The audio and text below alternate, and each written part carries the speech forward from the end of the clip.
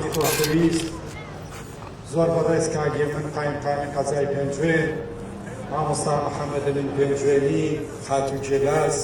پیاو ماقوڵان و بەرپرسانی حزبی حکومی شارەکە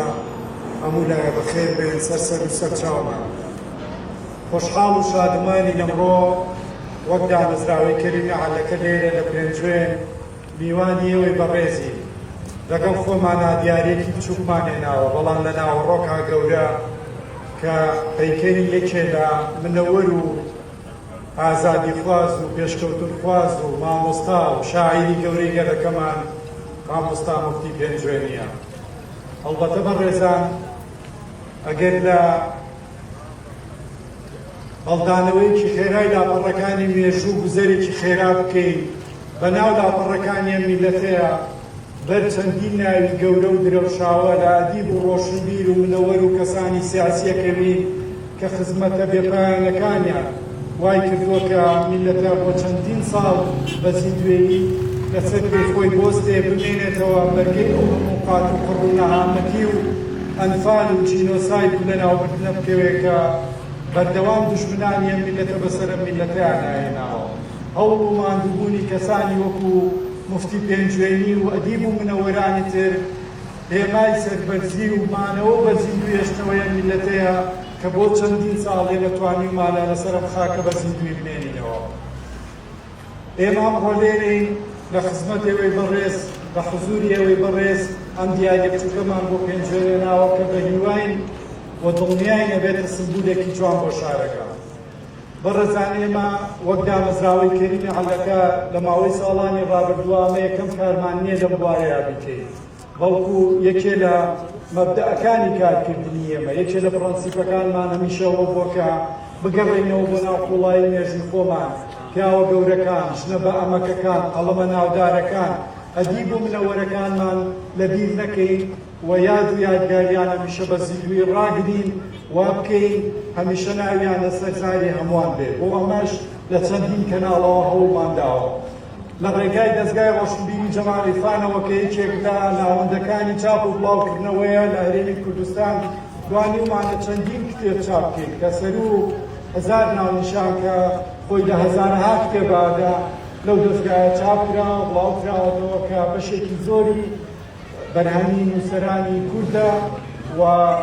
بەشێکی تریشی لێگومان خۆتان دەزانێت پرۆسەی وەرگێڕان پرۆسەیەکی گرنگە هەموومانداوە دەبیات و نووسینی دنیا ئەوانەی کە بە کەوچی کتێبخانەی کوردیە بگوازینەوە بۆ خوێنەری کورد بۆ ئەوەی دەستی بەسەر چاوەکانی زانیاری ڕابگات. جگەلەوە لە ڕێگای کۆمەلگای پەروەردەیی ماگرێتەوە کە کۆمەلگایەکی پەروەردەیی مۆدێرنە هەمیشە هەوڵمانداوە نەوەکانمان بە شێوازێک پەروەردە بکەین کە جگەرە ئاشناکردنیان بە تەکنۆلۆژیای سەردەم بە زانستی سەردەم وا بکەین کە هەمیشە ڕۆحی نەتەوایەتی لەبیر نەکەن، زمانی شیرینی کوردی لە ئەولەویەتی فێربوونیان بێ بە شێوەیەکی زانستی وا بکەین ڕۆحی نەتەوایەتیان تیا بچێنین. لە دامەزراوەی کەریمی عەلەکەش لە ڕێگای سازدانی کۆڕ و سیمینار و دیدار و دروستکردنی پەیکەر و سپۆنسەری چەندین ڕێکخراوە توانیمان هەمیشە یادی ئەدیب و نووسەرەکانمان بەدەستبا بگرین و لە پرۆژەیەکی زۆر گرنگ کە پرۆژەی کۆستەری ناودارانی کوردە بۆ کورد لە هەر پێنجپارچەی کوردستان کە بۆ هەزار کەسایەتی کورد 1 ملیۆن پۆستەرمان دروست کردووە توانیمانە دیسانەوە ناو و پێگەی ئەو ئەدیب و نووسەر و تێکۆشەرانە لەبیر نەکەین کە بێگومان مامۆستا موفتی پێنجوێنیش لە هەرە نزیکەکانە لە ژمارەکان کە پۆستەری بۆ دروستکراوە لەو پرۆژەیە و جا لەوەش پەیکەرمان لە زۆربەی زۆری شار و شارۆچکەکان بۆ ئەدیب و نووسەر و تێکۆشەرەکان دیسانەوە داناوە هەوڵمانداوە فلکە و کوچە و کۆڵان و قوتابخانە و شەقامەکانی پێ بڕازێنینەوە و جارێکی کە ئەو پیا و بنەوەرانی خۆڵان بەنەوەی نوێ ئاشناکەینەوە. ئەمڕۆ بە شەرەفێکی گەورە لێرێن لە خزمەتانین وان دیارە بچووکەمان لێ قبوڵ بکەن و